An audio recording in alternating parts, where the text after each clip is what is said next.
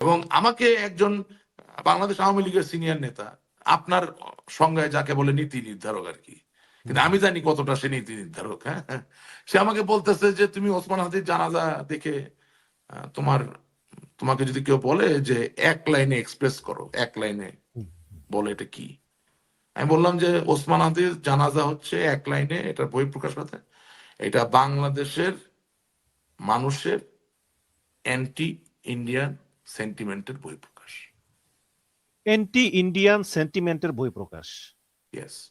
আপনারা ওসমান হাদিকে দুনিয়া থেকে সরিয়ে দিলেন কেন? আপনারা কি অর্জন করলেন? কারা? আওয়ামী লীগ?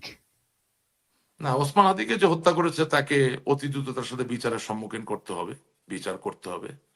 এবং এই ধরনের হত্যাকে কোনোভাবে, এটা আওয়ামী লীগের জায়গা থেকে আমি বলবো না, আমি একজন মানুষ হিসেবে বলবো যে এই ধরনের কোনো হত্যাকাণ্ডকে কোনোভাবে উৎসাহিত করা যায় না এবং এটা কন্টিনিউ করতে দেওয়া যায় না। কারণ আপনার সাথে মতের মিল না হলে আপনি গুলি করে মেরে ফেলবেন, হোয়াট ইজ দিস? এটা কি দেশ হবে তাহলে? This was not good. এবং আমাদের দলে অনেকে বুঝতে পারতেছে না যে ওসমান হাদিকে নিয়ে এত কেন আলাপ। রাজনীতিটা তো পরিবর্তন হয়ে গেছে। আগের দিনে সাইকেলের পেডেস্টেলে বসে বঙ্গবন্ধু শেখ মুজিবুর রহমান 1950-এর দশকে আমার রংপুরের মিঠাপুকুরের রানীপুকুর ইউনিয়নে গেছেন, রাস্তা ছিল না। বর্তমান রাজনীতি তা না। বর্তমান রাজনীতি সোশ্যাল মিডিয়া নির্ভর। ইনফ্যাক্ট 5ই আগস্টের আগে যদি সোশ্যাল মিডিয়াকে আমরা আমলে নিতাম তাহলে তো আমাদের এই পরিণতি হতো না।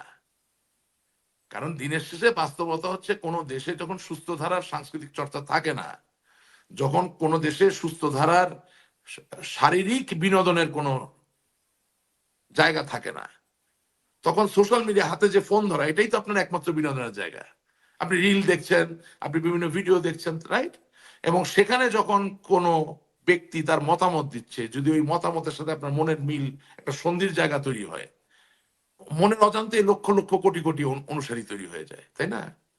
তো ওসমান হাদিরও তাই হয়েছিল। তার যে মতবাদ, আমি আবারও বলছি, সবটাকে আমি মেনে নিব তা না, কিন্তু সবটার আবার আমি বিরোধিতা করবো সেটাও তো না। যদি কেউ বলে যে আমি এই সমাজে ইনসাফ চাই, আমি সেটার বিরুদ্ধে কথা বলতে পারি, অবশ্যই ইনসাফ চাই, কারণ অন্যায় তো আমার উপরে হতে পারে। ইনসাফ মানে ন্যায় বিচার, ঠিক আছে না? আচ্ছা, এখন কিন্তু মানে যে বলে যে জাহাঙ্গীর কবির নানকের পিএস এর সঙ্গে চুক্তি হয়েছে, সিঙ্গাপুর গিয়ে কথা হয়েছে, শুনেন, এটা তো আমি জানি না। কোন শাহিন চেয়ারম্যান নারায়ণগঞ্জের সে জড়িত। আমি তো সেগুলো জানি না।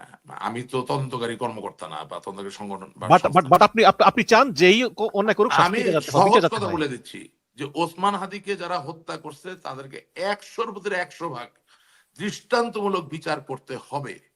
কারণ যিনি ওসমান হাদির পক্ষে এবং যিনি বিপক্ষে উভয়ই জানবেন, যদি এই হত্যাকাণ্ডগুলোর বিচার না হয় আপনিও নিরাপদ না।